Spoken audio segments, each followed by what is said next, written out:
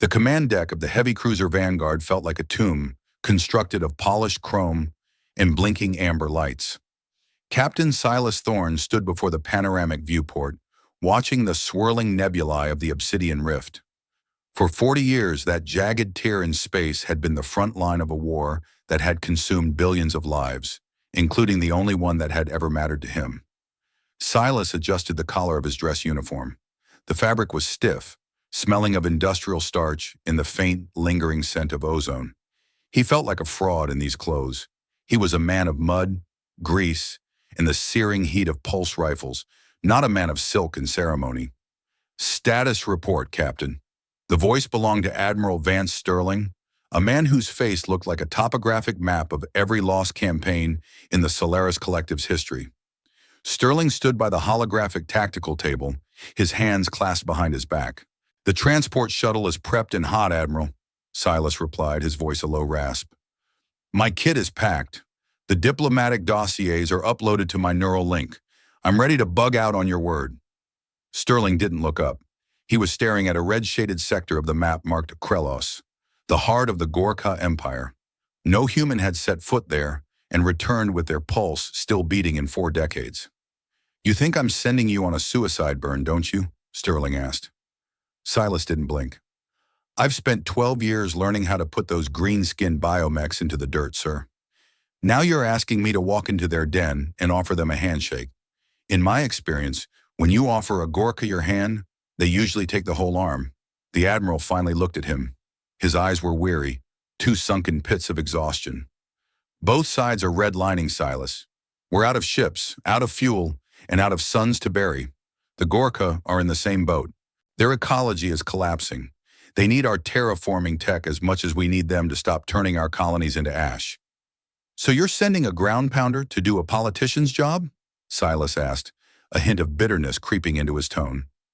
"I'm sending a survivor," Sterling corrected. "You lost your wife at the siege of Oros Prime. The Ghor'Ka respect scars. They don't trust bureaucrats who've never tasted vacuum. They trust warriors who have bled. You're the only one they won't execute on sight because you've earned their grudge." Silas felt the phantom weight of the identity tags resting against his chest, beneath the metals he had never wanted. Sarah's name was etched into the titanium, a reminder of the day the sky had fallen. He hadn't just lost a wife, he had lost his North Star. For 3 years he had been drifting in a void, waiting for a bullet with his name on it. "Copy that, sir," Silas said, snapping a crisp salute. "I'll try not to screw the pooch." "Don't just try, Captain. Succeed. Because if this peace talk goes south, there won't be a Solaris collective left for you to come home to." Silas turned and walked out of the command center. The corridors of the Vanguard were bustling with crewmen. He saw young privates, barely 20 years old, checking their kits with trembling hands. They looked at him with a mix of awe and pity. They knew where he was going. They knew the odds. He reached the hangar bay where a sleek, black ops shuttle sat waiting. Its stealth coating shimmered like oil on water. Standing by the ramp was Lieutenant Miller, a kid who looked like he had skipped his graduation to join the meat grinder. "Ready for the big dance, Captain?" Miller asked, trying to sound solid, though his eyes betrayed his nerves. "Load it up, Miller." "We're burning daylight," Silas muttered. He climbed into the cockpit, the familiar smell of hydraulic fluid and recycled air grounding him. He strapped into the pilot's seat, the haptic sensors of the ship connecting to his neural interface. He felt the hum of the fusion engines through his spine. As the shuttle cleared the Vanguard's mag shield and plunged into the darkness of the Obsidian Rift, Silas looked back at the massive cruiser. It was a fortress of steel, a monument to a species that had forgotten how to do anything but fight. Ahead of him lay the unknown. The transit through the rift took 48 hours of teeth-rattling turbulence. Space here was distorted, warped by ancient gravitational anomalies that the Ghor'Ka used as a natural defense. Silas spent the time reviewing the data on Archon Vielra. She was a mystery. She had ascended to power 8 years ago after the previous Archon had been vaporized in a kinetic strike. Under her rule, the Ghor'Ka tactics had shifted. They were less brutal, more surgical. She was a thinker, a rarity among a species bred for planetary conquest. On the 3rd day, the shuttle's sensors screamed a proximity alert. "Heads up, Miller," Silas called out. "We've got company." Out of the purple haze of Krellis's upper atmosphere, Two Ghor'Ka interceptors appeared. They didn't look like ships. They looked like giant armored wasps, their hulls made of iridescent chitin that pulsed with a bioluminescent green glow. They didn't use radio. They sent a wideband biosignal that translated directly into Silas's cockpit display. Human vessel, identify or be harvested. This is Captain Silas Thorne, Solaris Collective Envoy, Silas transmitted, his voice steady. I have a cleared flight path for the Archon Citadel. Code Alpha 90. There was a long silence, the kind that makes a man wonder if he's about to become a cloud of expanding gas. Confirmed, Captain Thorne, the alien voice replied. Its tone was melodic but possessed an underlying vibration that made Silas's teeth ache. Follow the lead scout. Do not stray from the vector. The interceptors banked sharply, leading them down through the thick lavender clouds. As the shuttle descended, the world of the Ghor'Ka revealed itself. It wasn't a city of metal and stone. It was a forest of titans. Massive organic spires reached kilometers into the sky, their surfaces covered in glowing moss and pulsating veins of energy. Bridges made of woven living fiber connected the towers, and swarms of smaller biocraft moved between them like bees in a hive. Beautiful, isn't it? Miller whispered, staring out the side port. It's a graveyard, Miller, Silas said, though he couldn't deny the awe. Every one of those buildings is grown on the bones of something else. They approached the central spire, the Archon Citadel. It was a gargantuan structure that looked like a blooming obsidian flower. The shuttle landed on a protruding pedal that served as a docking bay. The air outside was thick and humid, smelling of damp earth and something sweet like rotting fruit. As the ramp hissed open, Silas stood up, adjusted his sidearm, purely ceremonial, he had been told, and stepped out. Standing there was a contingent of Ghor'Ka warriors. They were 7 feet tall, their bodies covered in natural armor plates that shimmered with deep greens and bronzes. Their eyes were large and multifaceted, glowing with an internal fire. The leader stepped forward. He carried a staff made of bone that crackled with electricity. Captain Thorne, the warrior said, his voice a deep rumble. I am Commander Rakhoz. You have traveled far to die in a palace. Silas met the alien's gaze. I've traveled far to make sure nobody else has to die today, Commander. Rakhoz let out a sound that might have been a laugh or a snarl, bold for a small thing. Come. The Archon does not like to be kept waiting. As Silas followed the escort into the heart of the living palace, he felt the eyes of thousands of Ghor'Ka on him. They didn't look like monsters.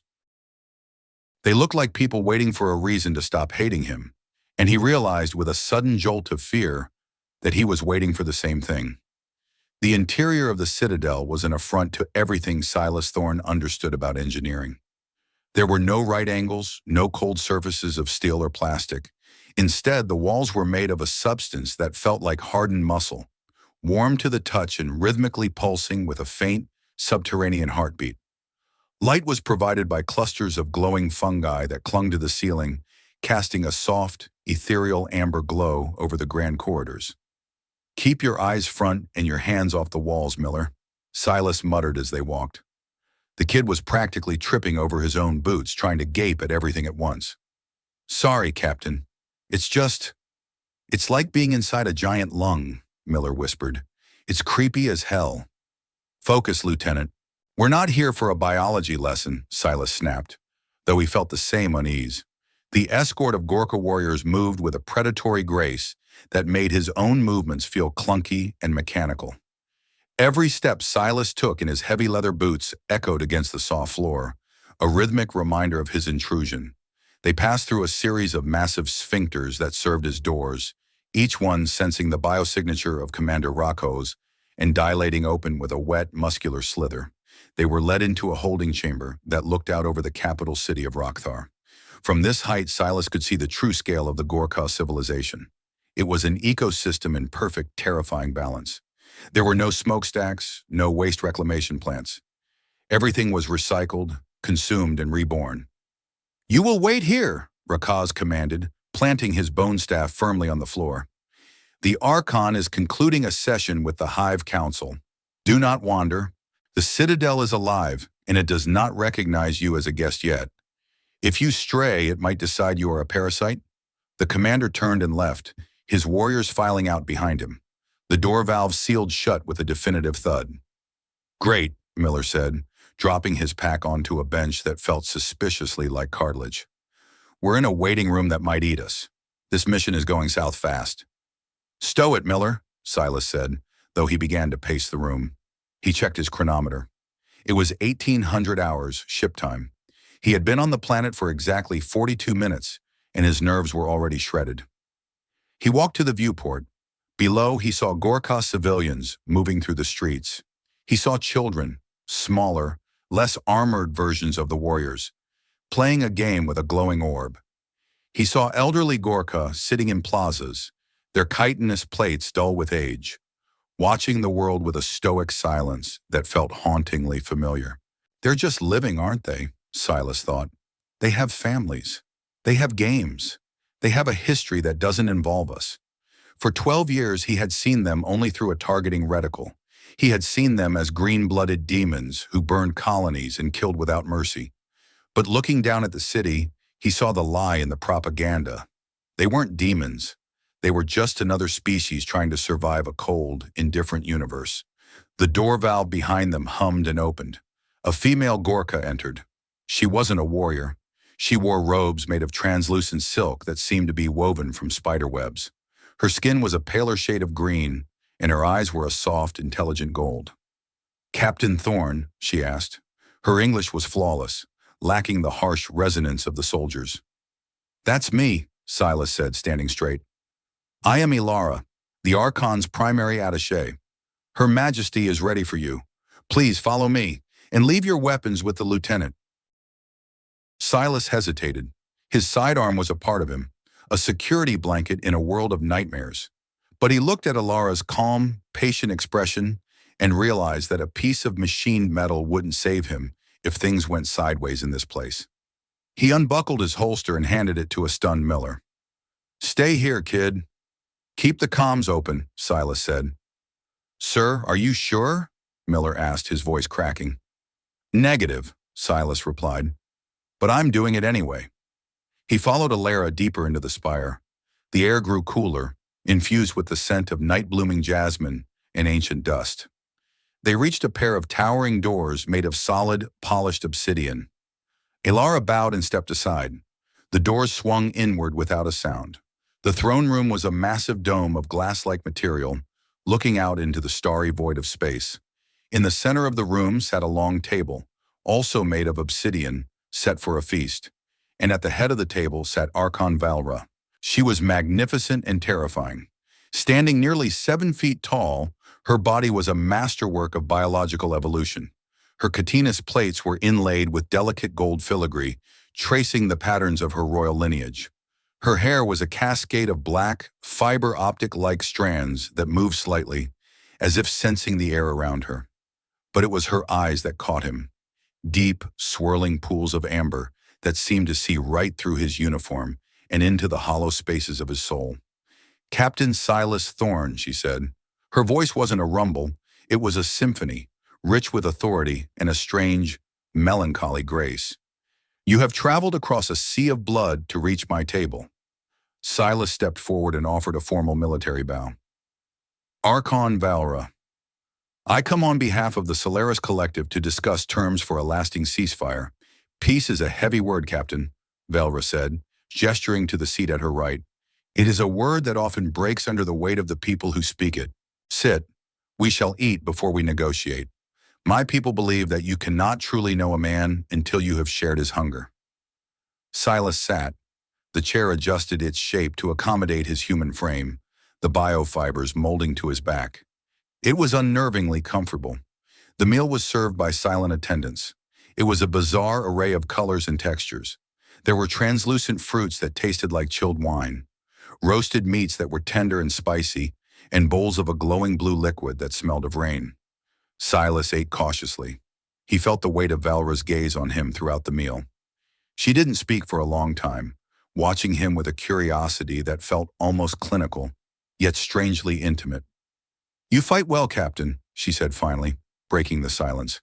"My generals have many reports on your tactics. You are known as the ghost of Oros. You have killed many of my kin. I was doing my job, Silas said, his voice dropping an octave, just like they were. And does your job make you happy? No, Silas said, looking her directly in the eye. My job makes me tired. I've spent my whole life counting bodies. I'd like to stop now. Velra leaned forward, her bioluminescence flickering with a soft, empathetic light. We are the same then.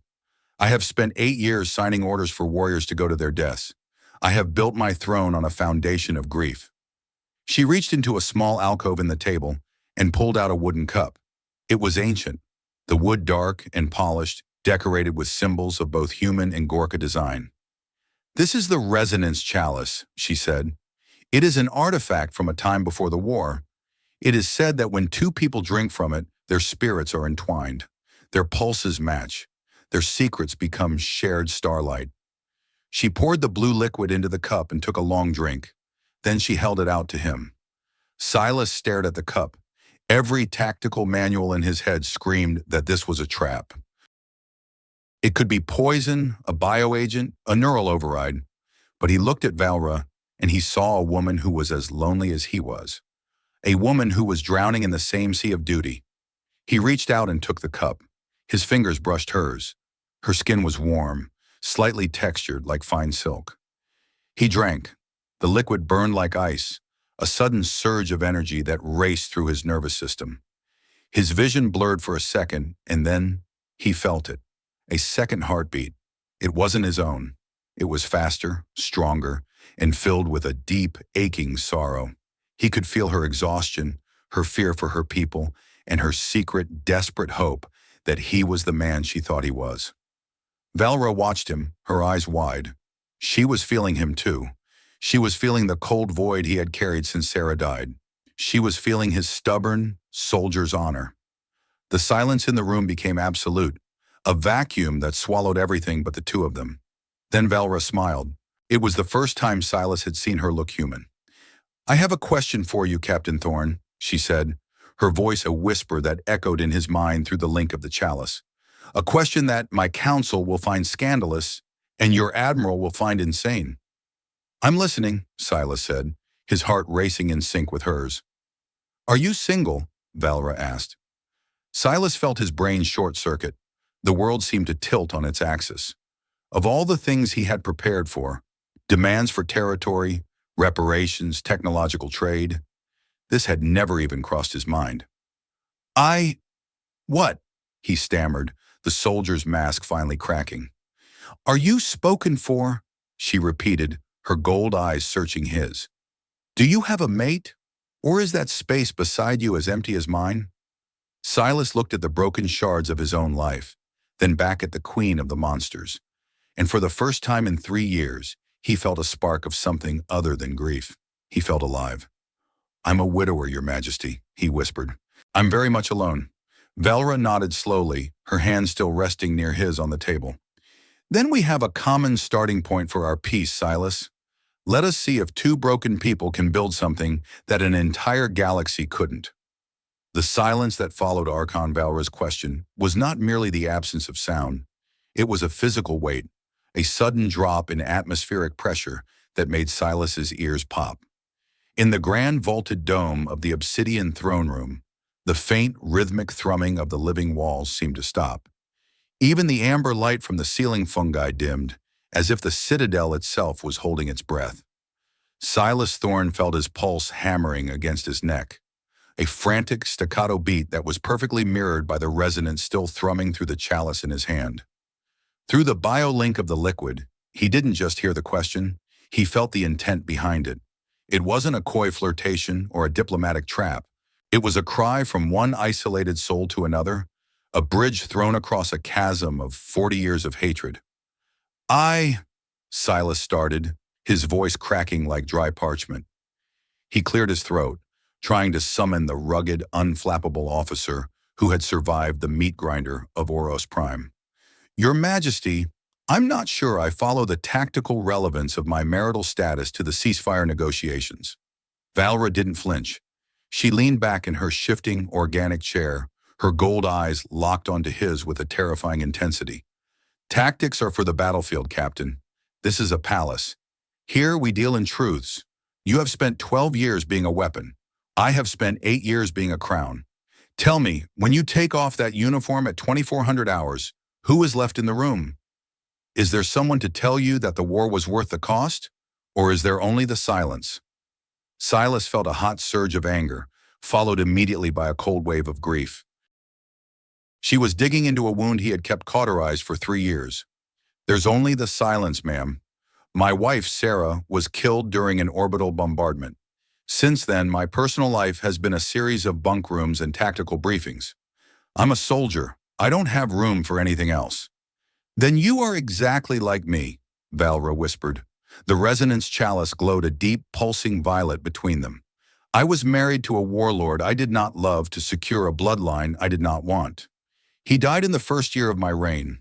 Since then, I have been the Archon. I have been the mother of a species, but I have not been a person. My people expect me to take a new mate, a general, a conqueror, someone to strengthen the chitin of our empire. But I am tired of strength, Silas. I am looking for something else. You're looking for a human? Silas asked, his voice a mix of disbelief and dawning horror. Your Majesty, if the brass back at the Solaris Collective heard this, they'd think I'd been brain scrubbed. My people see you as a predator. Your people see me as a plague. If we even suggest a personal connection, this treaty is dead before we sign the first page. It'll be a total cluster foobar. Velra's multifaceted eyes shimmered. Perhaps, or perhaps the only way to end a war built on dehumanization is to do something undeniably human. If the leaders of two warring worlds can find common ground in their loneliness, how can the soldiers justify the slaughter? She stood up, her 7-foot frame casting a long, jagged shadow across the obsidian table. Think on it, Captain. We will begin the official treaty discussions tomorrow at 9 in the morning. For tonight, the Citadel is yours. But remember, the chalice has tasted your blood now. It knows what you want, even if you are too afraid to say it. As she turned to leave, the door valves dilated open. Standing there was Commander Rakos, his bone staff sparking with repressed violence. He had clearly heard enough to be dangerous. His golden eyes were fixed on Silas with a look of pure, unadulterated loathing. The envoy will be escorted to his quarters, Rakos barked, the words sounding like grinding stones. Silas stood, his legs feeling like lead. He looked at the wooden cup on the table, the shared relic of a failed past and an impossible future. He didn't say another word. He followed Rakos out, feeling the heavy gaze of the Archon on his back until the obsidian doors sealed shut. The walk back to the guest wing was a blur of pulsing green walls and the oppressive scent of alien flora. Rakos didn't speak, but the air around him crackled with hostility. Every time Silas's boot clicked against the floor, he felt like he was stepping on a landmine. When they reached the guest quarters, Rakos turned to face him. The commander stepped into Silas's personal space, his massive armored chest centimeters from Silas's nose. Listen to me, ground pounder, Rakos growled, his voice a low vibration that Silas felt in his marrow. The Archon is the soul of our people. She is the chitin that protects us. If you think your soft pink skin can find a place in her world, you're more delusional than the fools who sent you here.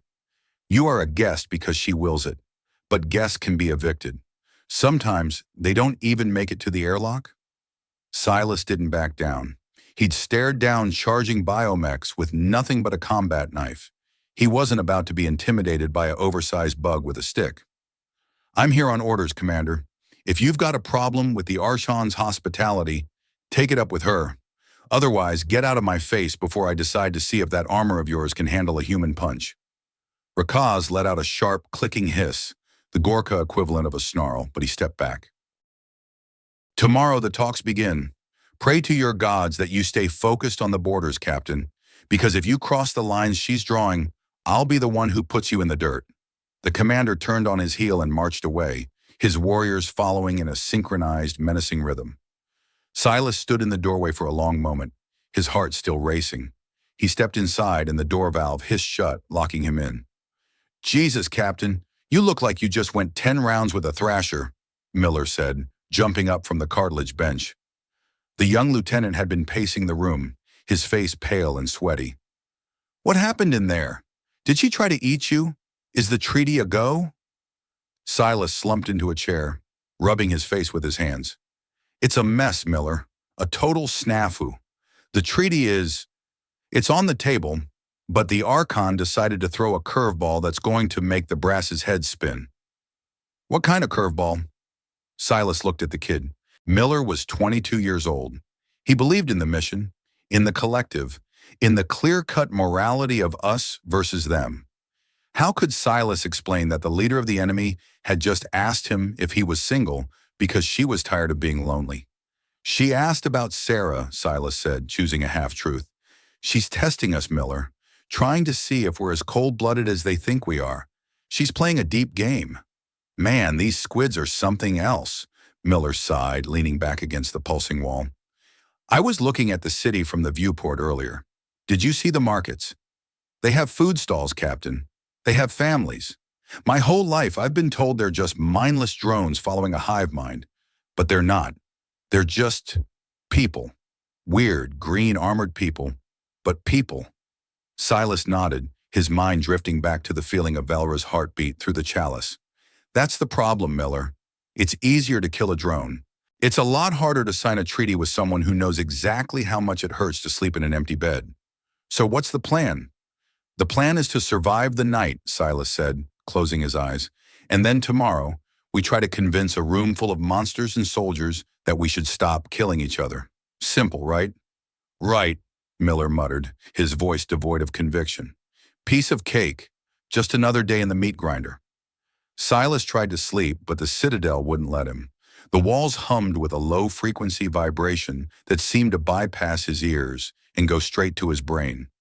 Every time he drifted off, he saw Sarah's face. Then it would morph into Valra's amber eyes. He felt the cold of the vacuum and the warmth of the resonance chalice. He was a soldier of the Solaris Collective. He had a duty to his people, to the billions who had suffered. But for the first time in his life, he was starting to wonder if his duty was to the past or the future. He was starting to realize that the line between right and wrong wasn't a wall. It was a tightrope, and he was walking it over a bottomless abyss. The morning light on Krelos arrived not with a sunrise, but with a gradual shift in the atmosphere, from deep violet to a soft, bruised lavender. Silas Thorne had spent most of the night staring at the ceiling, watching the glowing fungi pulse in time with the Citadel's heartbeat. He felt like he was being digested by the very building he was staying in, a slow, metabolic assimilation into a world that should have been his graveyard. By 7 in the morning, the neural link in his temple began to buzz. A high-priority encrypted signal was cutting through the atmospheric interference of the planet. It was Admiral Sterling calling from the command deck of the Vanguard. Silas sat up, rubbing the grit from his eyes. Thorne here. Go ahead, Admiral. The holographic projection shimmered into life in the center of the room. Sterling looked even older in the flickering blue light, his face etched with the stress of maintaining a fleet on the brink of collapse. Report, Captain. Give me the sitrep. We've been picking up massive energy spikes from the Citadel. What's the word on the street? The sitrep is complicated, sir, Silas said, choosing his words with surgical precision. I met with Archon Valra last night. We shared a ceremonial meal. The atmosphere is tense, but she hasn't had me executed yet. We start the formal negotiations in 2 hours. Sterling narrowed his eyes. A ceremonial meal? Did you get the handshake, Silas? Did she show any weakness? Silas paused. The memory of the resonance chalice burned in his mind. Weakness?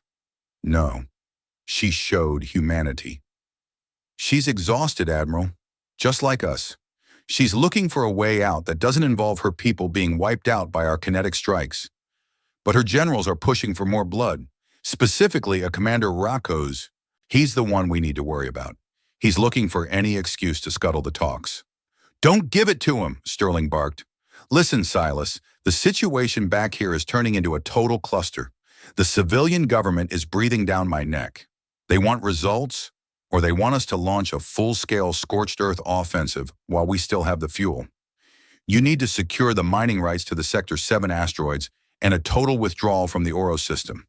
If you can't get that, this whole trip was a waste of stardust.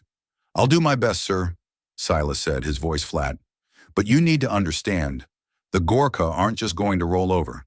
This isn't a surrender. It's a treaty. There has to be give and take. Give them nothing they can use against us, Sterling replied. And Silas, keep your head on a swivel. I don't care how much they feed you or how pretty their cities look. They're bugs. Never forget that. Out. The hologram flickered and died. Silas sat in the silence of the room, feeling the weight of the Admiral's words. They're bugs. It was the mantra of the war. It was the justification for every village burned, every colony glassed. If they were just bugs, then the killing didn't matter. But Silas had tasted her soul in a wooden cup, and he knew that calling her a bug was a lie that he could no longer tell himself. Captain, you okay? Miller asked, coming out of the hygiene unit. He was wearing his combat fatigue pants and a gray undershirt, looking more like a frightened kid than a soldier. I'm fine, Miller, Silas lied. The brass is just being the brass. They want the moon on a silver platter. Admiral Sterling sounded like he was ready to drop the hammer, Miller noted, checking his pulse pistol for the 5th time. If we don't bring back a win, are we really going back to the meat grinder? That's the way the wind is blowing, Silas said. Grab your kit. It's time to move. On away. They were met at the door by the same escort of warriors. Commander Rakos was absent, replaced by a younger officer whose armor was a brilliant, polished emerald. They were led through the Citadel to the negotiation hall, a vast circular chamber where the walls were embedded with thousands of glowing crystals. The room was already filled. On one side sat the Ghor'Ka Hive Council, a dozen high-ranking officials with chitinous plates so thick they looked like living statues. On the other side, a small group of human diplomats and merchants who had been living in Ghor'Ka territory under a tenuous protection. They looked ragged, their eyes filled with a desperate hope that made Silas's chest ache. At the center of the room sat Valra. She looked different today. She wore a heavy mantle of golden scales that draped over her shoulders like a cape, and her expression was a mask of regal indifference. She didn't look at Silas as he entered. She looked through him, as if the intimacy of the previous night had never happened. Let the records show, Valra's voice rang out, amplified by the crystals in the walls, that we meet here under the law of sharing. We speak not as predators and prey, but as two empires seeking a path through the dark. For the next 4 hours, the room was a battlefield of words. Silas presented the collective's demands. He spoke of mining rights, of demilitarized zones, of the return of prisoners of war. Each point was met with a counterattack from the Ghor'Ka Council. They spoke of ecological reparations, of the destruction of their sacred spawning pools, of the human incursions into their core systems. The dialogue was sharp, calculated, and utterly exhausting. The Solaris Collective will not cede the Oro system, Silas stated, pointing to a holographic star map. 40,000 human lives were lost defending those colonies. It's a matter of sovereign honor. And 200,000 Ghor'Ka larvae died in the fire of your orbital strikes on that same world, Rakos countered, his staff hitting the floor with a resounding crack. He had entered the room halfway through, standing behind Valra like a shadow. Your honor is built on the ashes of our future. We will not leave Oros. It is our ancestral soil. Ancestral, Miller whispered behind Silas. They've only been there for 50 years. Quiet, Silas hissed. The tension in the room was reaching a breaking point. The human diplomats were whispering frantically, and the Ghor'Ka counselors were clicking their mandibles in a cacophony of agitation. Suddenly, Valra stood up. The room went silent instantly. We are circling the same drain, she said, her voice low and dangerous. We speak of borders as if the stars care where we draw our lines. We speak of honor as if the dead can hear our praise. This is not a negotiation. It is a post-mortem. She turned her gaze to Silas. For a split second, the mask slipped. He saw the woman from the garden again, the one who was tired of the silence. Captain Thorne, she said, her voice softening just enough for him to notice. You speak for your admiral. You speak for your government. But do you speak for the man who drank from the chalice? What is the price of peace for you? Silas felt the eyes of every being in the room on him. He felt the cold, calculating gaze of the Ghor'Ka Council and the desperate, pleading eyes of the human captives. He thought of Admiral Sterling's orders. Give them nothing. But then he thought of the "Are you single?" question. He thought of the 2 heartbeats he had felt. He realized that if he followed his orders, the war would continue. Thousands more would die. More wives would be lost. More beds would be cold. The price of peace, Silas said, stepping away from the holographic map, is that we have to stop being afraid of each other's humanity. If we keep fighting for every scrap of rock, we're going to end up ruling over a galaxy of ghosts. I'm willing to concede the mining rights in the outer belt if the Ghor'Ka agree to a joint management program for the Oro system. We share the planet. We share the resources. We stop killing each other over who owns the dirt. A gasp went through the human side of the room. Rakhoz looked like he was about to burst into flames. Share, Rakhoz roared. You suggest we let the plague bringers live among us? On our soil? It's better than dying on it, Silas shot back. Valra watched him, a slow, subtle shift in her expression. It was a look of profound respect, mixed with a deep, haunting sadness. She knew what he had just done. He had disobeyed his primary directive. He had chosen the human choice over the military one. The Council will deliberate on this proposal, Valra announced, her voice echoing with finality. We will reconvene at 1800 hours. Captain Thorne, a word in private. The room cleared quickly, leaving Silas alone with the Archon and the glowering Commander Rakhoz. Commander, leave us, Valra commanded. Your Majesty, it is not safe. Leave us, she repeated, her voice cracking like a whip. Rakhoz bowed stiffly, his eyes promising Silas a slow death, and marched out. When they were alone, Valra walked to the edge of the circular dais. She looked out the viewport at the city below. You are a fool, Silas Thorne. Your admiral will have you court-martialed for that proposal. You just gave away the one thing they told you to hold. I didn't give it away, Silas said, walking up beside her. I offered to share it. There's a difference. To men like Rakhoz and Sterling, there is no difference, she said, turning to face him. They only understand winning and losing. They don't understand this. She reached out and touched his hand. Her fingers were cool, but where they touched his skin, he felt a jolt of that same resonance from the night before. Why did you do it? She asked. Because I realized that if I didn't, I'd never be able to look at myself in a mirror again, Silas said. And because I wanted to see if you were right. About us. Valra stepped closer. In the soft light of the negotiation hall, she didn't look like an Archon. She looked like someone who was finally starting to breathe.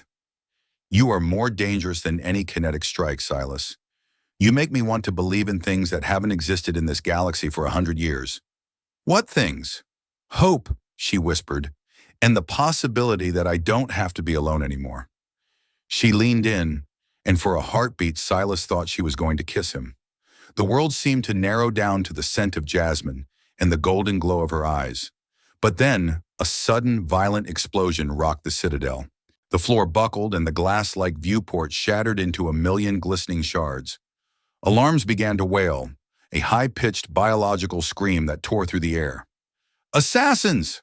Valra cried, her armor automatically shifting into a defensive posture, the gold plate snapping shut like the shell of a beetle. Silas grabbed his comlink. Miller, report! What the hell just happened? Captain, we're under fire! Miller's voice was barely audible over the sound of pulse fire. It's not the squids. It's humans. Some kind of black ops team just breached the guest wing. They're killing everyone. Silas felt a cold dread sink into his gut. The extremists. Both sides. They weren't just fighting for territory anymore. They were fighting to keep the war alive. He looked at Valra. She had a bone dagger in her hand, her eyes flashing with a mix of betrayal and fury. Your people did this? Not my people, Silas said, pulling his own ceremonial blade. The ones who want us to stay monsters. But they're not going to win. Not today. He grabbed her hand, pulling her toward the emergency exit. Come on, we need to bug out before they level this spire. As they ran through the smoke and the screaming walls of the Citadel, Silas realized that the line between right and wrong had just been erased. There were no more humans or Ghor'Ka. There were only those who wanted peace, and those who were willing to burn the galaxy to stop them. And as he felt Valra's hand gripping his, he knew which side he was on.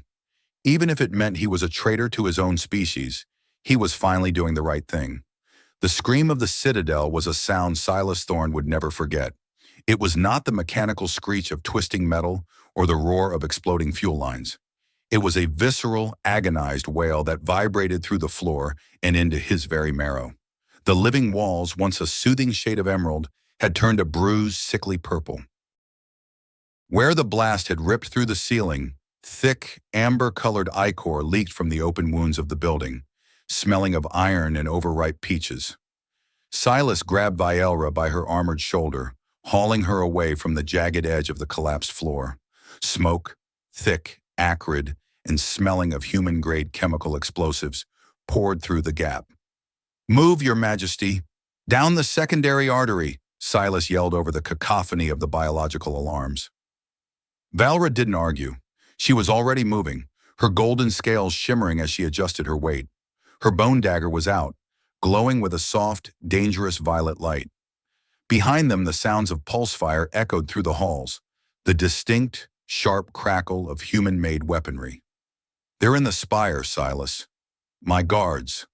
Velra's voice faltered, her golden eyes wide with a mix of shock and dawning betrayal. "Don't think about it. Just keep your eyes on the six," Silas barked, his military instincts overriding the sheer insanity of the situation. He pulled a compact, folding submachine gun from a hidden holster in his ceremonial trousers. A violation of every diplomatic protocol, but a choice that was currently keeping them alive. He checked the magazine. 40 rounds. Not enough to win a war, but enough to punch a hole through a few traitors. They ducked into a narrowing corridor that felt like the inside of a massive throat. The floor was slippery with that amber fluid, and the walls were spasming. Silas could feel the building dying around them. Every explosion felt like a heart attack to the Citadel. "Wait," Silas said, raising a hand. He pressed his back against a pulsing vein in the wall, listening. Around the corner, he heard the heavy clatter of tactical boots, not the rhythmic, graceful strike of Ghor'Ka warriors. These were human boots. He heard the short, clipped bursts of a military-grade comms unit. "Clear. Sector 3 is neutralized, moving toward the objective." Over. Silas felt a cold stone drop into his stomach. He recognized that voice. It was Sergeant Holloway, a man he had served with for 5 years. A man who had shared his rations with Silas during the long, freezing nights on Oros Prime. "They're my people," Velra whispered, though her meaning was different. "They are the purists." "No, they're my people," Silas corrected, his voice a low, bitter rasp. "These are Solaris Black Ops. They aren't supposed to be here." This wasn't part of the sitrep.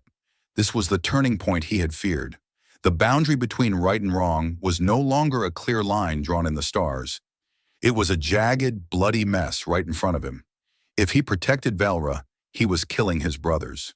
If he let them take her, he was ensuring the extinction of both species.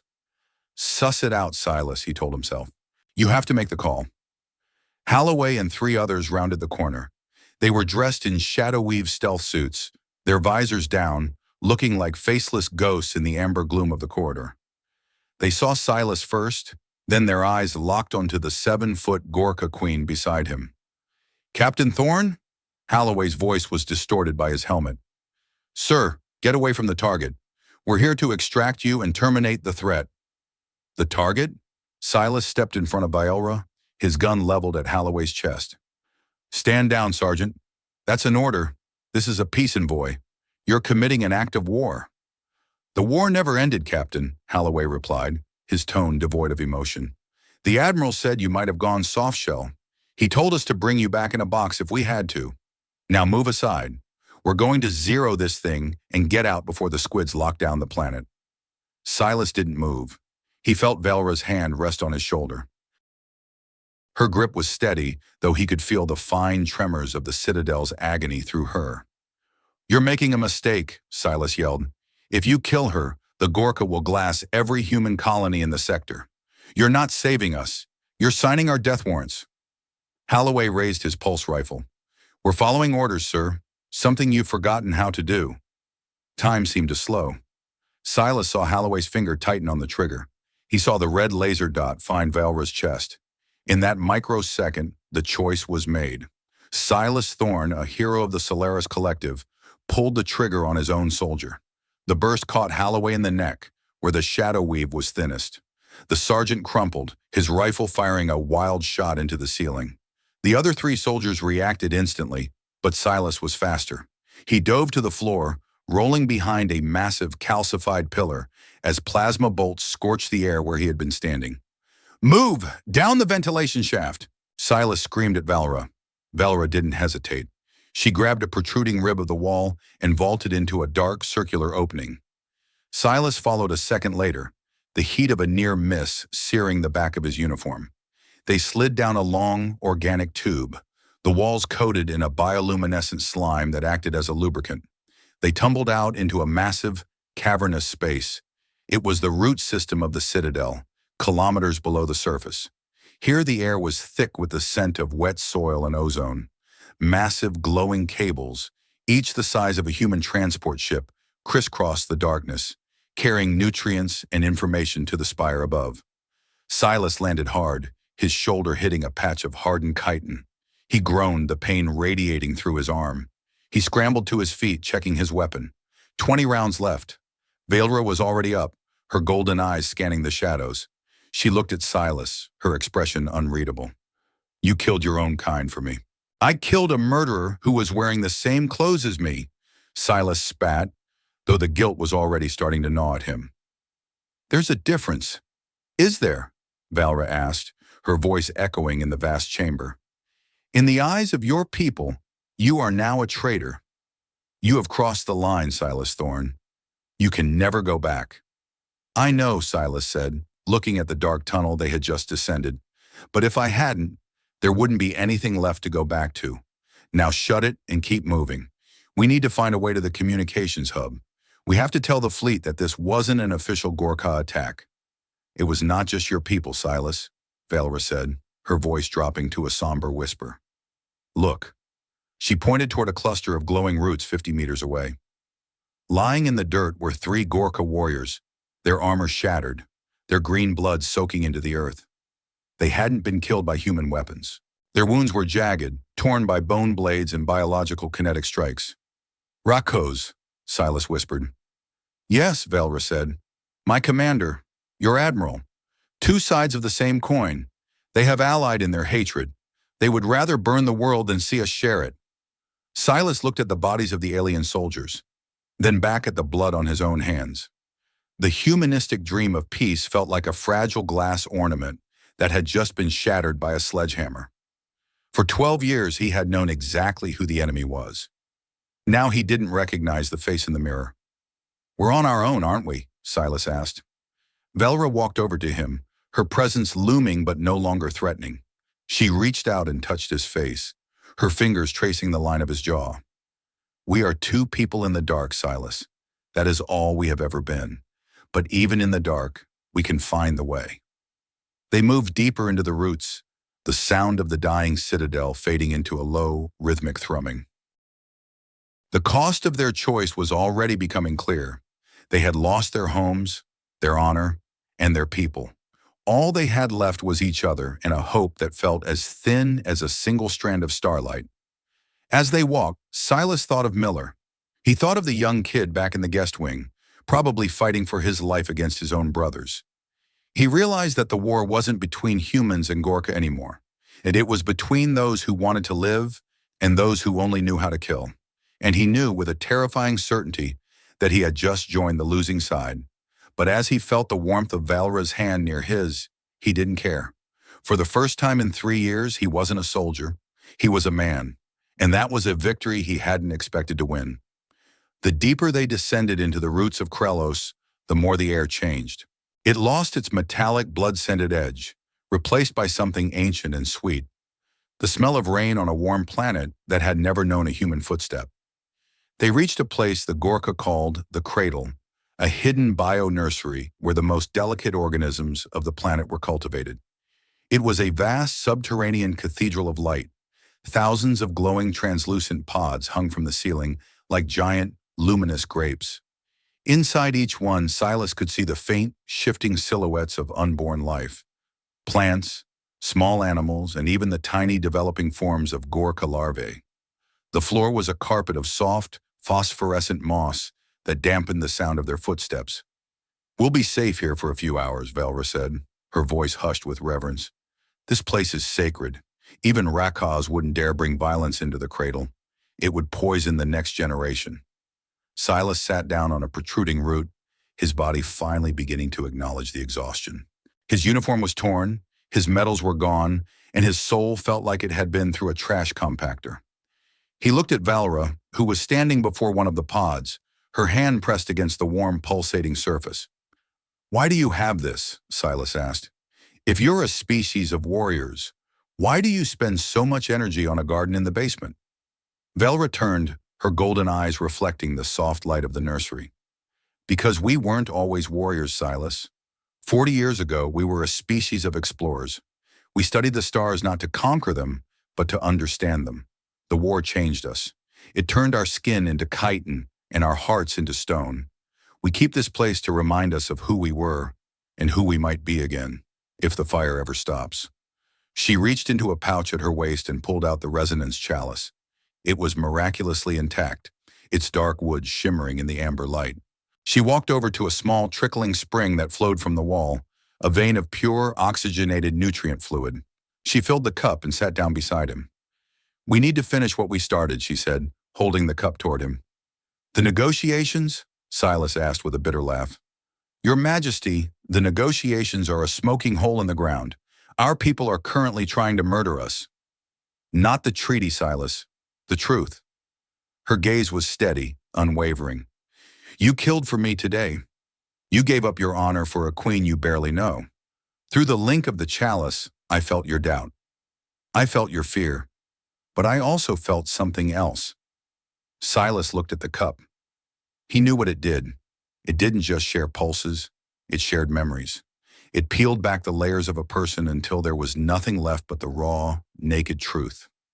He wasn't sure he was ready for that. He had spent 3 years building walls around the memory of Sarah, around the things he had seen and done, in the name of the collective. "If we do this, there's no going back," he said. "You'll see it all. The blood on my hands. The reasons I hate your kind. And you will see mine," she replied. "You will see the emerald moons I burned to protect my crown. You will see the husband I didn't cry for. We will be ghosts to each other, Silas. But at least we will be ghosts who understand why we are haunting this world." Silas took the cup. He looked into the glowing blue liquid, then back at her.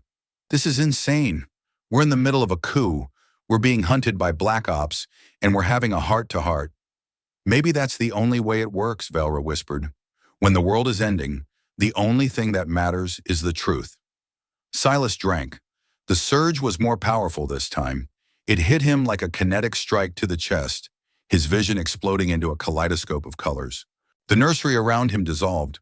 The smell of the cradle vanished, replaced by the freezing, metallic scent of a human colony under siege. He was back on Oros Prime. He felt the ground shaking under his boots. He heard the scream of the incoming Ghor'Ka dropships. He saw Sarah, beautiful, fierce Sarah, running toward the medical tent, her white coat stained with the red of human blood.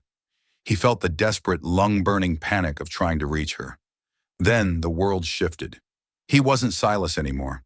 He was Valra. He was standing on the bridge of a massive bio-dreadnought. He felt the cold weight of the golden mantle on his shoulders. He was looking at a view screen that showed the emerald green moon of Valise. He saw the orders in front of him. The directive to purge the moon of human settlers before they could establish a tactical base. He felt Valra's heart. It wasn't the heart of a monster. It was the heart of a woman who was being told that if she didn't order the strike, her own children would starve. He felt the bile in her throat as she gave the command. He felt the silence that followed the explosion, a silence that had lasted for 8 years. The memories blurred together. He saw the face of the husband Valra hadn't loved, a brutal, chitinous warlord who had died with a laugh on his lips. He felt the relief Valra had felt when his heartbeat stopped, followed by the crushing guilt of that relief. Valra saw his Sarah. She saw the way Silas had held her body in the rubble, the way he had screamed into the air until his throat bled. She saw the day Silas had signed up for the suicide mission to Rockthar, not to save the world, but because he didn't want to live in a world without her. The merge was so complete that Silas couldn't tell where his pain ended and hers began. They were two vessels of grief, poured into the same wooden cup. The visions faded, and Silas found himself back in the cradle. He was gasping for air, his face wet with tears that weren't entirely his own. Valra was sitting beside him, her head bowed, her shoulders shaking. You felt that? Silas asked, his voice a broken whisper. I felt it all, she said, looking up at him. Her amber eyes were clouded with the weight of 40 years of shared suffering. I saw her, Silas. Sarah. She was full of light, and I saw how I extinguished it. It wasn't just you, Silas said, reaching out to steady himself against her arm. It was all of us. We were all so busy being right that we forgot how to be human. Valra took his hand, her fingers interlacing with his. The chitin of her hand felt strange against his soft skin, but the warmth was the same. The boundary between them had finally collapsed. He didn't see an alien queen anymore. He saw a survivor. They sat in the silence of the nursery for a long time, the glowing pods above them pulsing like distant stars. The humanistic lesson he had avoided for 12 years was finally settling into his bones.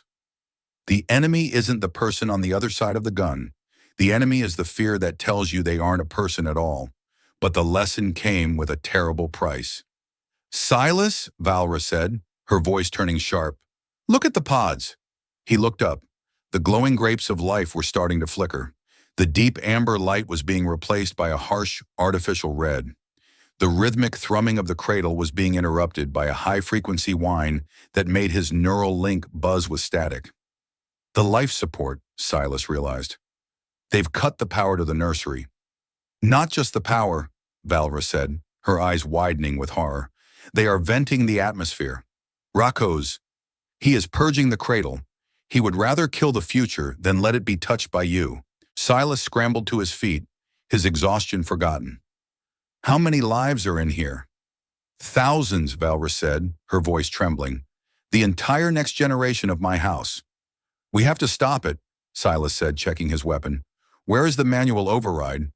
It is in the central core, 200 meters below us, Valra said, her expression hardening. But it will be guarded. Rocco's will be there himself. He knows this is the only thing that would bring me out of hiding. Then we go, Silas said. No more running. No more hiding. We finish this. Valra stood up, her golden scales flashing with a renewed light. She looked at him, and for the first time, he saw a glimmer of true hope in her eyes. You are a soldier of the Solaris Collective, Silas Thorne. Why are you risking your life for Ghor'Ka children? Because I'm tired of counting bodies, Silas said, clicking a fresh magazine into his gun. And because it's the right thing to do. Is that enough? It is more than enough, she whispered. As they moved toward the central core, Silas felt a strange sense of peace. He was a traitor to his fleet, a ghost to his people, and he was walking into a battle he likely wouldn't survive. But for the first time since Oros Prime, he knew exactly why he was fighting. He wasn't fighting for a flag or a border. He was fighting for the tiny glowing lights in the pods above them. He was fighting for the possibility that one day, 40 years from now, a human and a Ghor'Ka could meet in a garden and not need a cup to understand each other. The cost was high and the odds were zero, but as Silas Thorne stepped into the darkness of the central core, he realized that some things were worth the price of admission. The descent into the central core of the Citadel felt like dropping through the throat of a dying god. The air here was no longer the sweet, humid vapor of the nursery. It had become thick with the smell of scorched ozone and the sharp, acidic tang of Ghor'Ka stress pheromones. Every few seconds, the massive organic pillars surrounding the gravity lift would shudder, sending ripples through the bioluminescent moss that covered the floor. Silas Thorne kept his submachine gun tucked into his shoulder, his eyes scanning the gloom for the telltale shimmer of shadow-weave suits or the emerald glint of Rakaz's elite guard. We're dropping too fast, Silas muttered, his voice echoing in the vast hollow space. The dampeners are hosed. If we hit the bottom at this velocity, we're going to be nothing but a couple of stains on the floor. Valra stood beside him, her golden mantle glowing with a frantic, pulsing light that betrayed her internal state. She didn't have a gun, but the bone dagger in her hand hummed with enough kinetic energy to shear through a tank's hull. The Citadel is losing its grip on the gravitational anchor. Rakaz is not just purging the atmosphere, he is letting the entire structure collapse. He would rather see Rokthar fall than let it be governed by a queen who seeks peace with your kind. Sounds like a real charmer, Silas said, his finger tightening on the trigger. Your commander and my admiral should get together for drinks. They'd have a lot to talk about. Both of them think the only way to win a race is to shoot the other runners in the leg. The gravity lift shuddered violently and came to a grinding halt 40 meters above the core floor. The biomechanical platform groaned, the fibrous cables snapping one by one with the sound of gunshots. Time to bug out, Silas barked. He grabbed Vielra's hand and leaped. They plummeted through the darkness, the wind whistling past his ears, before slamming into a massive web of silk-like cables that stretched across the core. The impact knocked the wind out of him, his ribs screaming in protest, but the web held. Silas looked down. They were suspended over a sea of glowing green fluid, the nutrient pool that fed the entire spire. And standing on the central platform, surrounded by a dozen Black Ops soldiers and a squad of Ghor'Ka traders, was Commander Rakaz. Beside him, a holographic terminal projected a high-resolution star map of the Obsidian Rift. It wasn't showing diplomatic borders. It was showing targeting vectors for a massive kinetic strike. Rakaz, Velra's voice rang out, amplified by the acoustics of the chamber. She stood on the vibrating cables with the grace of a predator, her golden eyes flashing with a fury that made the air itself seem to hum. You have desecrated the cradle. You have murdered your own kin. By the law of sharing, I demand you stand down. Rakaz turned slowly. His armor was caked in the amber ichor of the Citadel, and his multifaceted eyes were cold, devoid of the intelligence Silas had seen in the other Ghor'Ka. He looked like a creature made of nothing but scars and grievances. The law of sharing is for those who have something worth keeping, Archon, Rakaz rumbled, his voice a landslide of grinding stone. You want to share our world with the Plaguebringers. You want to let the ghosts of our enemies sit at our tables. I am not desecrating the cradle. I am cleansing it of your weakness. He gestured to the human soldiers standing beside him. Silas recognized the markings on their stealth suits. They weren't just Black Ops. They were the 13th Recon, Silas's old unit, the men he had trained, the men he had led during the siege of Oros Prime. Sergeant Miller, Silas shouted, his eyes finding the youngest soldier in the group. Miller was standing near the terminal, his pulse rifle shaking in his hands. What the hell are you doing? These aren't your orders. You're supposed to be guarding the guest wing. Miller looked up, his visor retracting to reveal a face pale with terror. Captain, I'm sorry. Admiral Sterling said. He said the Ghor'Ka had already broken the treaty. He said they were preparing a bioweapon. We're here to stop the launch. We're the heroes, Captain. It's a lie, kid, Silas yelled, taking a precarious step forward on the shifting cables. There is no bioweapon. The only weapon in this room is that map. Rakaz and Sterling have rigged this whole show. They want to trigger a final war so they can play God with the rubble. Look at the target, Miller. Look at the target. Miller turned his head toward the hologram. The red targeting vector wasn't pointed at a Ghor'Ka world. It was pointed at the Solaris Collective's central hub, the heart of human civilization. And the secondary vector, the one controlled by the Ghor'Ka side of the terminal, was pointed directly at the Ghor'Ka homeworld. It was a mutual suicide pact. A double false flag operation designed to ensure that neither species would have anything left to fight for except survival. They're going to kill everyone, Miller, Silas said, his voice dropping to a low, desperate plea. Every brother you have back home, every larva in that nursery upstairs. This isn't about victory. It's about the hate being so big that it has to burn everything just to stay warm. Rakaz roared, a sound that shook the very foundations of the core. Enough! Terminate the human! Terminate the traitor queen!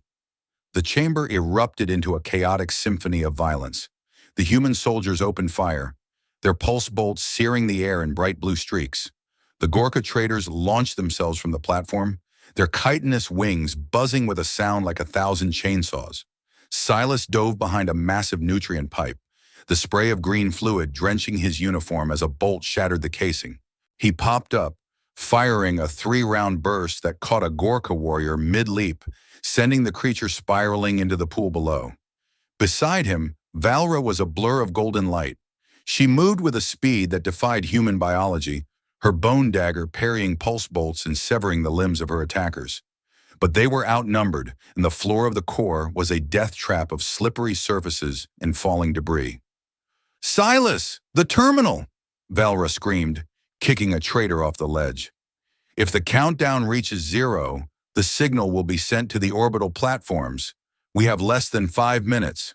"I'm on it!" Silas yelled back. He vaulted over the pipe and sprinted across the swaying cables. He didn't fire at his own men. He couldn't. Despite everything, he still saw the faces of the boys he had trained. He fired at the ground, at the walls, at anything to keep their heads down while he moved. He reached the edge of the central platform just as Rakhoz swung his massive bone staff.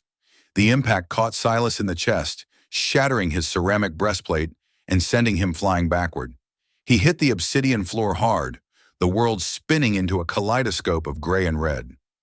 Rakhoz loomed over him, the tip of his staff glowing with a lethal violet energy.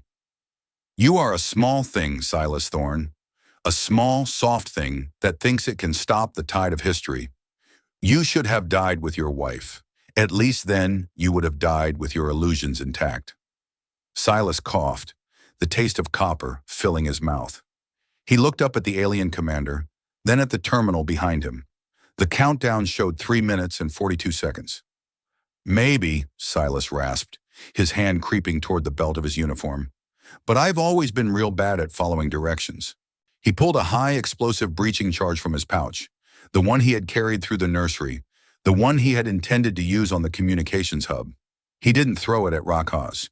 He slapped it onto the base of the central gravity anchor, the massive biological pillar that kept the platform stable. "If I'm going down," Silas grinned, a bloody, defiant thing, "I'm taking the whole damn house with me." He punched the detonator. The explosion wasn't loud, but it was deep. It was the sound of a mountain cracking. The gravity anchor shattered, and the central platform tilted violently. The holographic map flickered and died. The human soldiers screamed as they lost their footing, sliding toward the edge of the abyss. Rakhoz roared in frustration, trying to steady himself, but his massive weight worked against him. Silas felt himself sliding too, his fingers clawing at the smooth obsidian. He reached the edge, his legs dangling over the glowing nutrient pool. Just as he was about to slip, a strong, chitinous hand grabbed his wrist. He looked up. It was Valra. She was anchored to a surviving cable, her muscles straining as she held on to him. "Not today, Silas Thorne," she whispered, her voice a calm anchor in the chaos.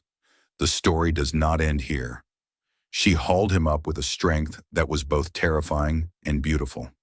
Together they stood on the ruined, slanted platform as the smoke cleared. Rakhoz was gone, buried under a pile of collapsed chitin and rubble. The surviving human soldiers were huddled in the corners, their weapons lowered, their visors up. They looked at Silas, and for the first time, they didn't see a traitor. They saw a man who had chosen a side that didn't have a flag. But the battle wasn't over. The sirens were still screaming, and the Citadel was still dying. And in the center of the room, the primary communications array was still pulsing with a steady red light. The signal hadn't been sent yet, but the system was locked in a hard reboot. Someone still had to make the choice. The air in the ruined core of the Citadel was deathly still, save for the rhythmic, agonized groaning of the organic structure. The nutrient pool below glowed with a sickly radiance, reflecting the carnage on the platform. Silas Thorne leaned against the shattered remains of the gravity anchor, his breath coming in ragged, shallow gasps. His chest felt like it had been crushed by a hydraulic press, and every time he moved, the jagged edges of his broken ribs reminded him that he was very, very mortal. Valra stood beside him, her golden mantle torn and dulled by soot. She looked at her surviving people, the few warriors who had realized the madness of Rakhoz's plan, and then at the human soldiers who were slowly standing up, their faces etched with confusion and shame. "Miller," Silas croaked, waving the young lieutenant over. Miller approached tentatively, his pulse rifle slung over his shoulder. He looked at the bodies of the Ghor'Ka and the humans lying side by side in the wreckage. "Captain, We didn't know. The Admiral said it was a preemptive strike. He said the ceasefire was a distraction for a biological purge. The only purge happening here is the one they're running on our souls, Miller, Silas said, reaching out to grab the kid's shoulder. Check the comms. Is the Vanguard still in orbit? Miller tapped his helmet.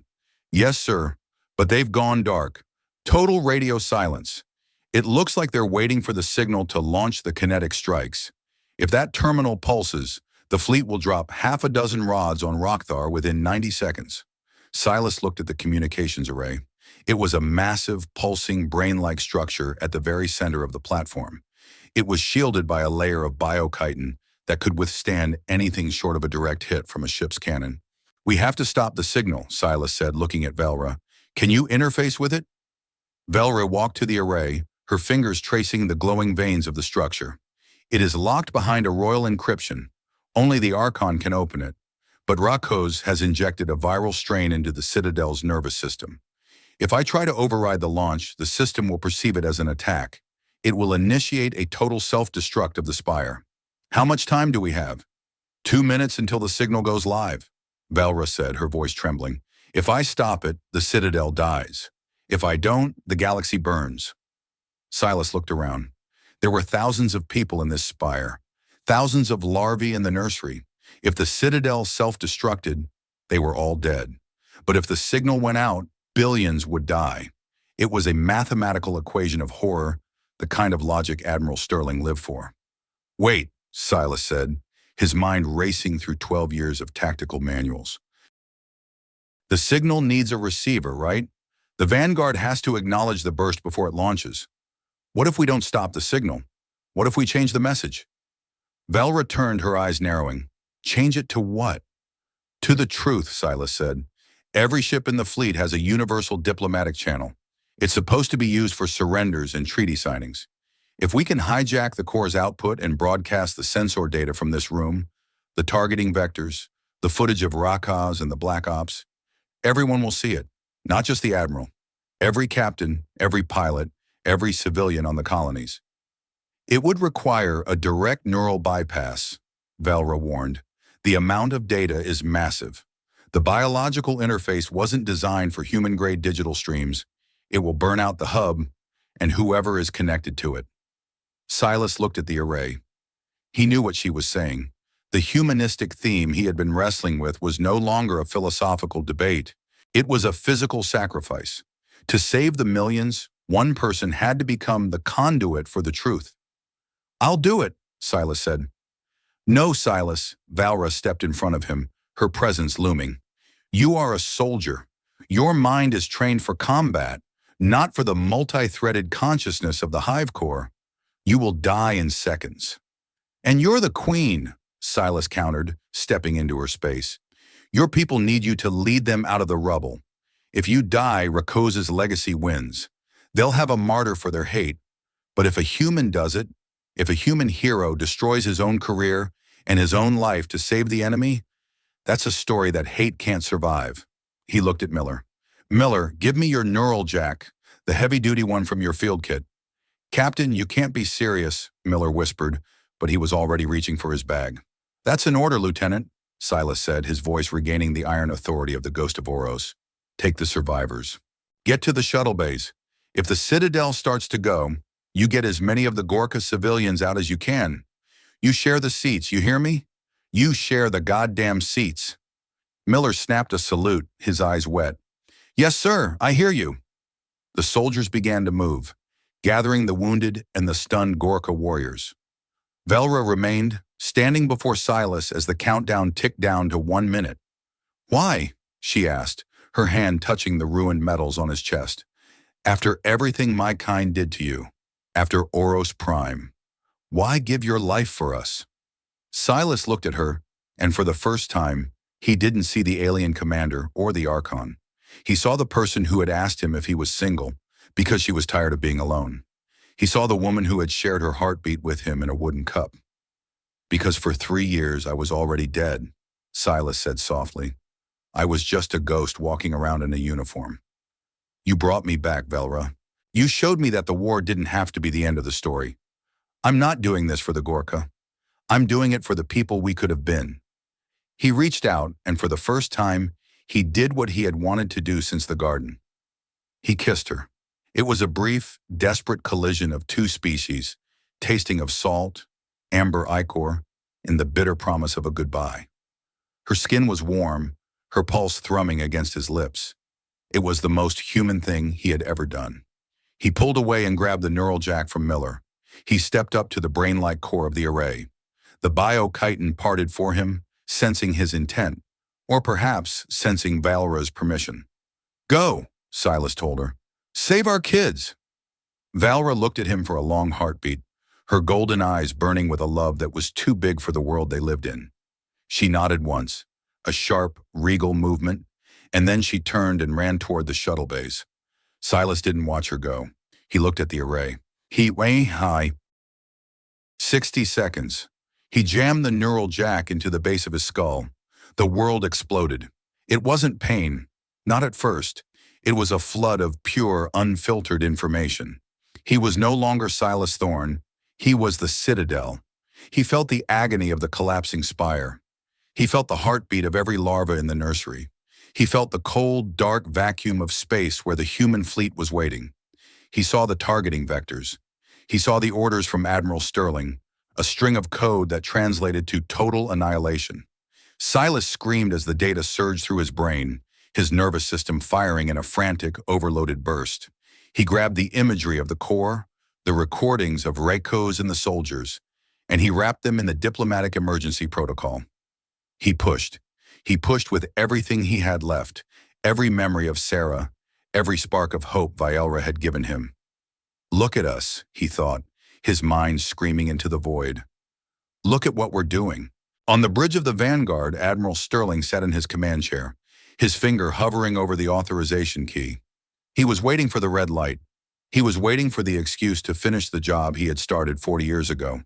But the light didn't turn red. Every screen on the ship, from the command deck to the galley, suddenly flickered. The face of Captain Silas Thorne appeared, bloodied and broken, connected to a mass of alien circuitry. Beside him, the holographic evidence of the betrayal played in a loop. The targeting vectors pointing at Earth, the Ghor'Ka traitors, and the human Black Ops standing together over the ruins of a peace treaty. "This is Captain Silas Thorne," his voice rang out over every speaker in the fleet, distorted and haunting. "The war is a lie. The enemy is not on the planet. The enemy is in this room. Look at the targets. They're killing us all. Don't fire. For the love of God, don't fire." In the core, Silas felt his heart beginning to falter. The strain was too much. His brain was literally melting under the heat of the data transfer. He saw the final countdown reach 0. He waited for the impact. He waited for the kinetic rods to turn the Citadel into a tomb. But the sky stayed dark. Through the sensor link of the Citadel, he saw the Vanguard's weapon bays close. He saw the fleet begin to bank away, their comms chatter a chaotic mess of captains refusing orders and crews demanding answers. The signal had worked. The truth had been too loud to ignore.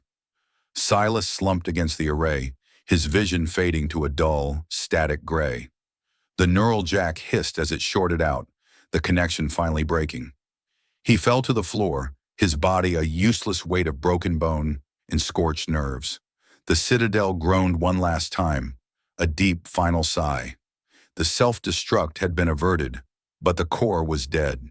The amber light faded into a soft, cool blue. Silas lay in the darkness, the silence of the room finally returning. He couldn't move his legs. He could barely breathe. But he was smiling. He had done it. He had walked the line, and for once he had found the right side. He heard footsteps, light, rhythmic, and familiar. A hand reached out and touched his face. It was warm. It smelled of jasmine.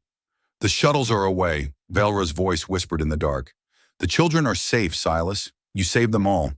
"Good," Silas rasped, his eyes closing. That's a good sit rep."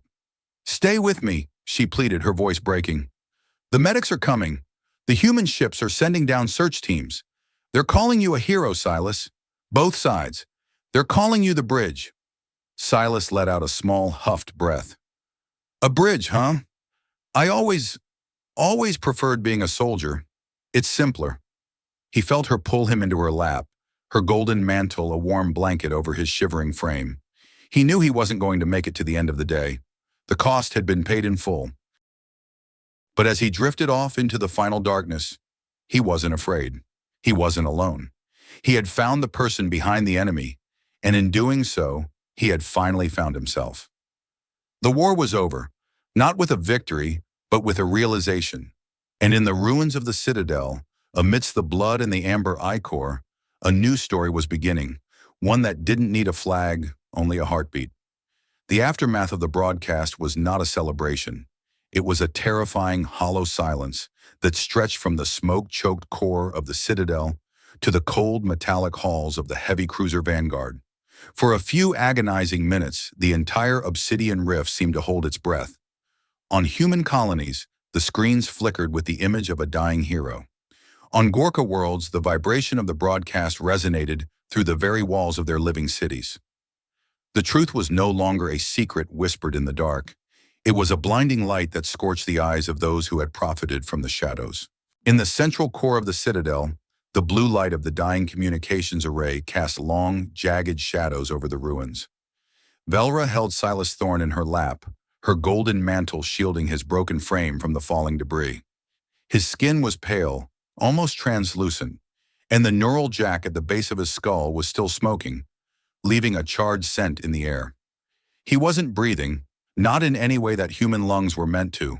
His heart, overworked and overloaded by the biolink, was fluttering like a trapped bird. "Do not die, Silas," Velra whispered, her voice a low, desperate vibration. "You have given them the truth. Now you must stay to see what they do with it." Around them, the sounds of battle had faded into the frantic rustle of medical units. The Ghor'Ka warriors who had remained loyal to the Archon were working side by side with Miller's squad. It was a sight that would have been impossible an hour ago. Human soldiers in their sleek gray tactical gear, helping green-skinned giants move heavy slabs of obsidian to reach the wounded. There were no orders, no protocols for this. There was only the raw, urgent necessity of survival. Lieutenant Miller knelt beside Velra, his med kit open and glowing with a sterile white light. His hands were shaking, but his eyes were hard, focused. He didn't look like the terrified kid Silas had led into the palace. He looked like a man who had seen the bottom of the abyss and decided to climb out. "Move aside, Your Majesty," Miller said, his voice surprisingly steady. "I need to stabilize his nervous system before his brainstem fries completely. If we don't get a neural shunt in him within 60 seconds, he's a goner." Velra moved, her eyes never leaving Silas's face. She watched as Miller jammed a stimulant injector into Silas's neck and began a series of rapid-fire diagnostic scans. The lieutenant was mumbling under his breath, a string of military jargon and curses that Silas would have probably found amusing. "Damn it, Captain. Don't you dare check out on us now," Miller hissed. "You've still got a hell of a lot of paperwork to fill out for this snafu." Above the planet, the situation was even more precarious. On the bridge of the Vanguard, Admiral Sterling stood frozen, his hand still inches from the launch key. The screens around him were no longer showing tactical data. They were showing the faces of his own crew. They were looking at him not with respect, but with a growing, cold horror. "Admiral, we have a breach on the lower decks," a junior officer reported, his voice trembling. "The security teams are refusing to engage the protesters. They've seen the broadcast, sir. They know about the targeting vectors for Earth." Sterling's face was a mask of calculated fury, but underneath, the foundations were crumbling. He had spent 40 years building a wall of fear, and a single captain had torn it down in a matter of minutes. He looked at the view screen, where the planet Krelos hung in the purple haze. He could still fire. He could still end it. "Fire the rods," Sterling commanded, his voice a low hiss. "That's a direct order. Neutralize the Citadel." The weapons officer, a veteran who had served with Sterling for 20 years, didn't move. He stood up slowly and unfastened the insignia from his collar. "No, sir. I won't be the one who kills my own family to protect your legacy. If you want to burn the world, you'll have to do it alone." One by one, the officers on the bridge stood. It was a silent mutiny, a quiet rebellion born of the realization that the line between us and them was a fiction maintained by the powerful. Outside the viewport, the Ghor'Ka fleet, which had been positioned for a retaliatory strike, also held its position. They had seen the footage of Rakos. They had seen the Archon's sacrifice. The war didn't end with a treaty, it ended with a refusal. Back in the core, Silas Thorne's eyes fluttered open. The world was a blur of blue light and golden shadows. He felt a sharp electric pain in his spine, but it was followed by a strange, cool numbness. He saw Miller's face, then Vielra's. Did it stick? Silas rasped, the words feeling like shards of glass in his throat. Miller let out a jagged laugh, half sob. Yeah, Captain, it stuck. The whole damn galaxy heard you. The brass is folding like a house of cards. Sterling's being taken into custody as we speak. Silas tried to nod, but his neck wouldn't move. He looked at Valra. She was crying, true, heavy tears that looked like liquid amber in the dim light. He had never seen a Ghor'Ka cry before. He hadn't even known they could. The children, Silas whispered. Safe, Valra said, taking his hand. The nursery is being restored. The air is flowing again. Because of you, Silas. Because you were brave enough to be a traitor. I'm just tired of the silence, Silas said, his voice fading. I just wanted someone to talk to. He drifted back into a dark, dreamless sleep, but this time, the nightmares of Oros Prime were gone. He didn't see the fire or the screaming. He saw a garden. He saw a wooden cup being passed between hands that didn't look anything alike. The next few days were a whirlwind of activity that Silas only experienced in fragments. He was moved from the ruins of the core to a high-level biological ward in the upper spires. The Ghor'Ka healers, using a combination of their organic technology and the human medical data Miller provided, began the long process of reconstructing his shattered nervous system. They grew new neural pathways from biosilk and reinforced his bones with a chitin-based polymer. He was literally being woven back together by the enemy. Every time he woke up, Valra was there. She was no longer wearing the heavy gold mantle of the Archon.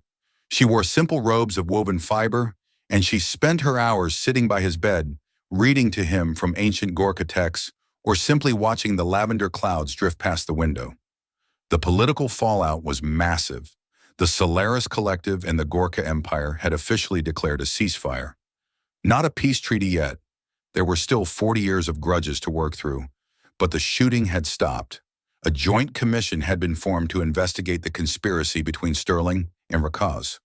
The humanistic theme of their shared survival was being debated in every form, from the high councils to the street markets.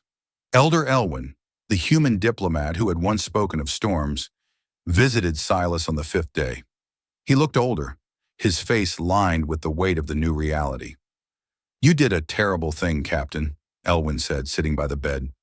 You broke every rule we have. You betrayed your uniform, your oath, and your species. I know, Silas said, his voice stronger now. And in doing so, you gave us a chance to be something more than soldiers, Elwyn continued, a small, sad smile touching his lips. It seems the only way to save a world built on lies is to become the ultimate liar, or the ultimate truth-teller. History won't know what to do with you, Silas. You're a hero to the peace-seekers and a demon to the purists. I don't care about history, Silas said. I just want to know if the war's over. It's over for now, Elwyn said, and in this galaxy, for now is a miracle. As Silas watched the diplomat leave, he looked at his own hands. They were scarred, the skin a mottled mix of human flesh and green-tinted biorepairs. He was a bridge, not just in spirit, but in body. He realized then that the line between right and wrong wasn't something you found. It was something you became. He had crossed the line to save the world, and now he was living in the space between. He wasn't the ghost of Oros anymore.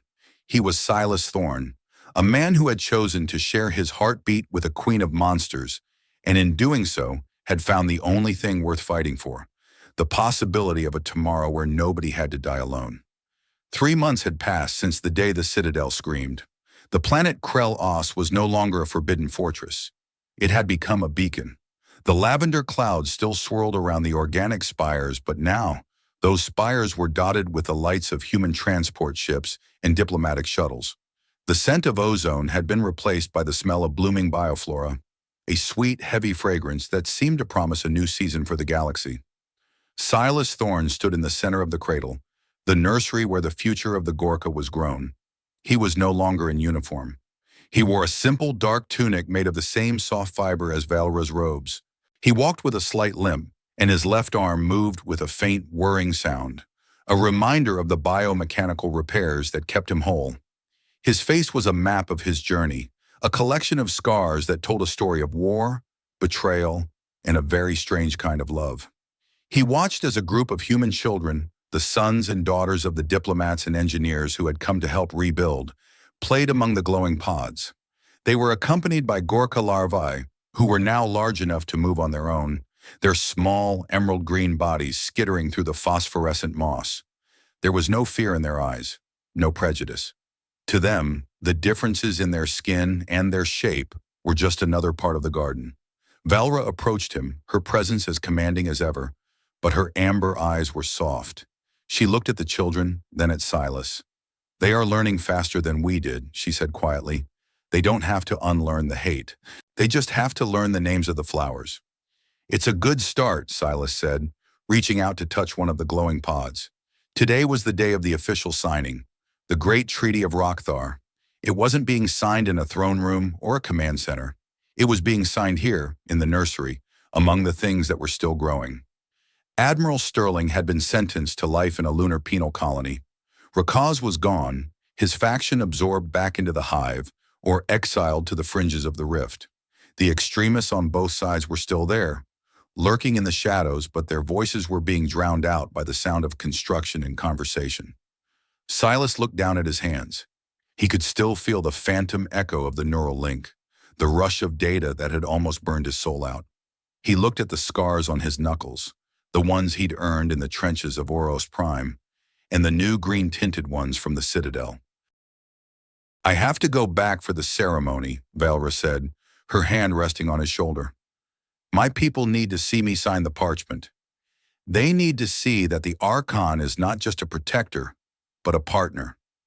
And my people need to see the traitor standing beside you," Silas said with a wry smile.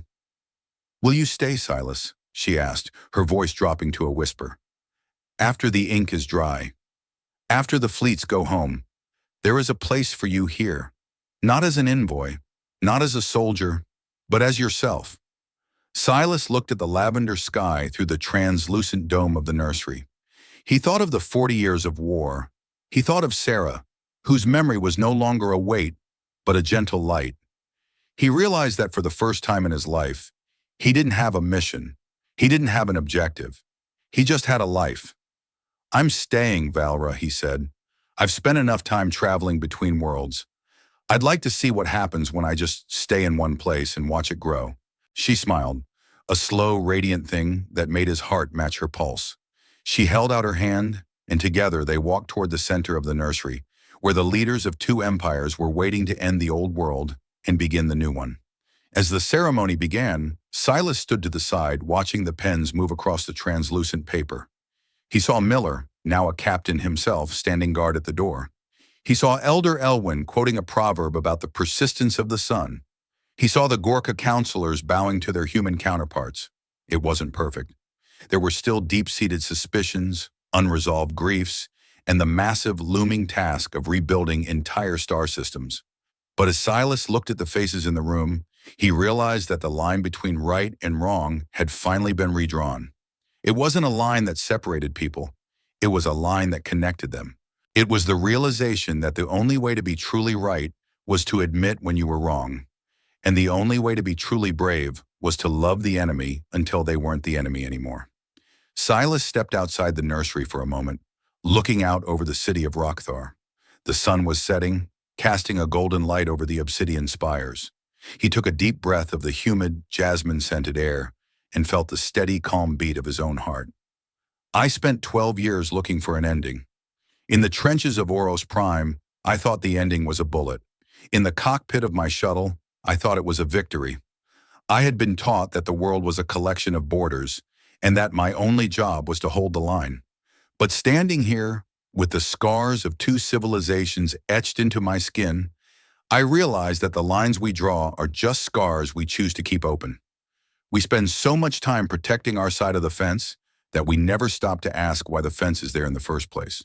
I lost everything I thought made me human, my wife, my rank, my honor, only to find my humanity in the eyes of a creature I was supposed to hate.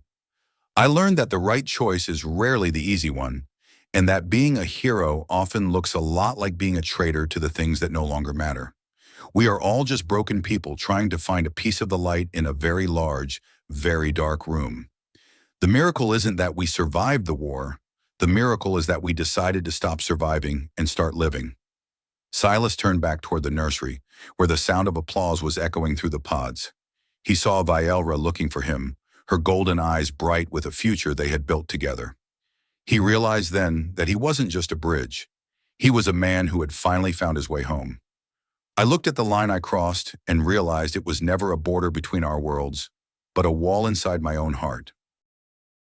Have you ever stood at a crossroads where doing the right thing felt like a betrayal to everything you were taught? When the world demands you choose a side, will you have the courage to choose the truth instead? Silas Thorne reached out and took Valra's hand, their fingers interlacing in the soft light of the nursery.